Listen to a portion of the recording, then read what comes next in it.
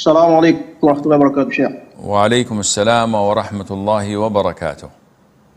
Allah bless you, Sheikh. Please give me just 1 minute, please, to finish my point of the other time, as the question that I wanted to ask was actually about my own repentance, not my wife. Just 1 minute, please. I cannot, First, please help me I cannot understand your speed, Akhi. So make it a little bit slow, and I'll give you time. Faddal.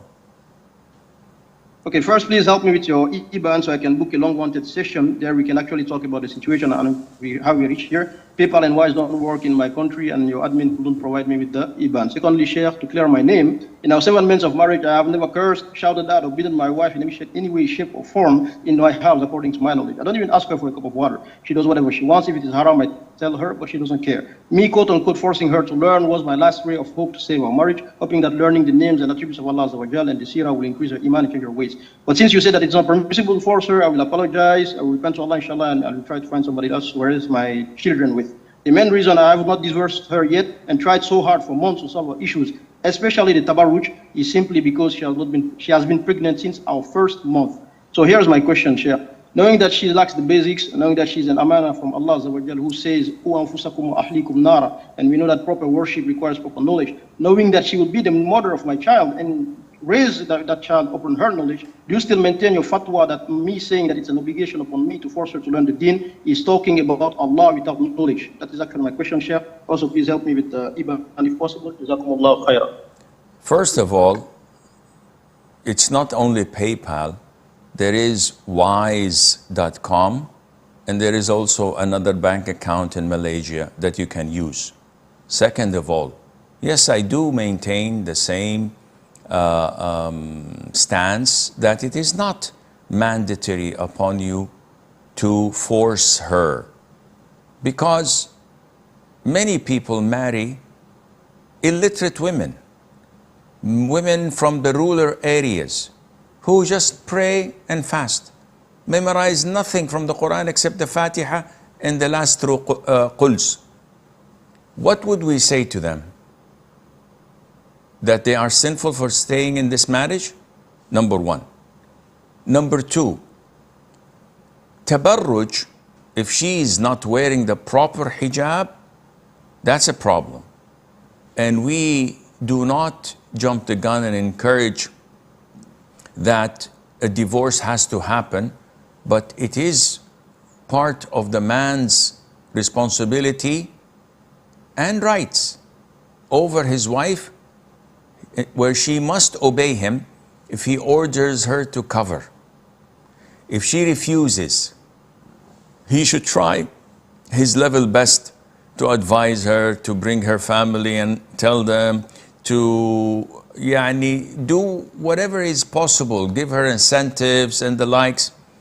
Then, if nothing works, he may threaten her of divorce, because no real man would allow his wife to be in such a state while married to him and carrying his name. Well, actually in Islam, she doesn't carry her name, your name, she carries her father's name, but she would be the mother of your children. I wouldn't be proud walking with a woman showing her hair and part of her arms and cleavage maybe, wearing tight clothes, wearing makeup, and meeting people. I'd feel ashamed. And I do feel ashamed.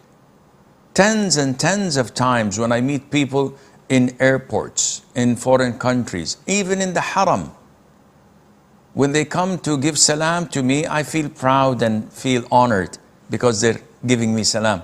But I feel ashamed when I see their wives. And I don't know how they come to live with such a fact. Well, what should I do, Sheikh? I've been married for like 5-10 years and she doesn't want to wear the hijab, and I've tried my level best. But isn't she beautiful, Sheikh? Look at her. A'udhu billah. Where is your manhood, akhi? So you try your level best. And by level best, take your time. Try to use different ways. If nothing works, yes, you have the right to divorce her, because this is not a good wife to stay with when she's this rebellious in regards of Allah's religion. This is the basics. It's like someone who prays only one or two prayers a day. Regardless of how many times I've tried with her, she insists on not praying on time and skipping prayers. I tried everything, and she's still defiant. She's not defiant on not eating much. She's not defiant on healthy lifestyle. She's defiant in opposing Allah's religion. This is an evil woman, and you have to find a way out. Try your level best to make her sit with Muslim therapists who would talk some sense in her head, maybe remind her of Allah in a way that you failed. Because you live with her, she may have built a resistance to whatever you say. She has deaf ears because of the continuous bombardment of advices and things that maybe if she hears it from someone else, that may have an impact, a positive impact on her, and Allah Azza wa Jal knows best. Atib says about the beating of a wife, and he quoted a hadith and the verse of the Qur'an, etc. Akhi, the general trend is that Allah ordered men to be kind to their wives. Allah says in the Quran, وَعَاشِرُوهُنَّ بِالْمَعْرُوفِ. You have to live with them in what is normal, what is kind, what is well known to people, to be accepted.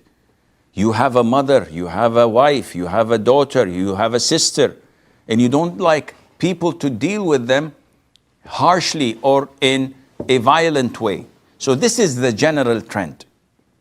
However, what goes behind closed doors is something that only the man and his wife are capable of handling. There should be no outside interference, because whenever there is interference from the families, things go south. Also, the Prophet ﷺ told the companions that a lot of women visited my wives and complained to them of their husbands beating them. By Allah, they are not from among the best of you. Meaning these men who beat their wives are not among the righteous, the pious, those who are God-fearing. And this is a strong warning from the Prophet ﷺ. Now, when we judge things, we don't as Muslims refer to the United Nations. We don't refer to the Geneva Convention. We don't refer to man-made laws made by the disbelievers and the kafirs. We refer to the Qur'an and the Sunnah. So if you go to verse 34, chapter 4, I'm giving you the reference. وَاللَّاتِ تَخَافُونَ نُشُوزَهُنْ. Those whom you fear their disobedience, their rebellion. What to do with them, the women? Then you should advise them. You should give them counseling. You should remind them of Allah, of how bad this is, how sinful it is, and that they are doing something that Allah does not love. فَعِظُوهُنَّ. If this doesn't work, وَهْجُرُوهُنَّ فِي الْمَضَاجِعِ. Then you have to abandon them, but this is only in regards of intimacy. So you sleep with her on the same bed, but you don't have any intimacy. You don't hug her, you don't kiss her, you don't have any hanky-panky.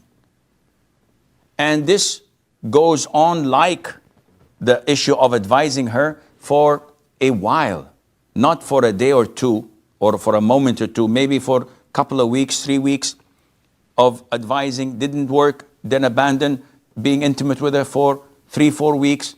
This doesn't work, then the last and third and final resort is to beat them. So Allah doesn't say bring a baseball bat to beat them up with it. Ibn Abbas, when who is one of the great interpreters of the Quran, was asked how to beat them, he said, with this. You see this twig? If I beat myself with it, I'm not going to be affected. He said, you beat them without breaking a bone, shedding blood, leaving a mark, and avoid the face. What kind of beating is this, my friend? Well, this kind of beating is not meant to be physical. It is meant to be sentimental, something that would hurt her, to open her eyes, to see how disobedient she is and how bad as a wife she is. After all the love, my husband is beating me with a twig. So this kind of beating is a form of reprimand, not slapping her on the face, not slapping her on the shoulder and leaving marks of your fingers on. This is not permissible. It should not leave a mark on the body. It should not shed blood. It's only to reprimand, and this is for the purpose of getting things back to normal rather than divorce, and Allah Azza wa Jal knows best.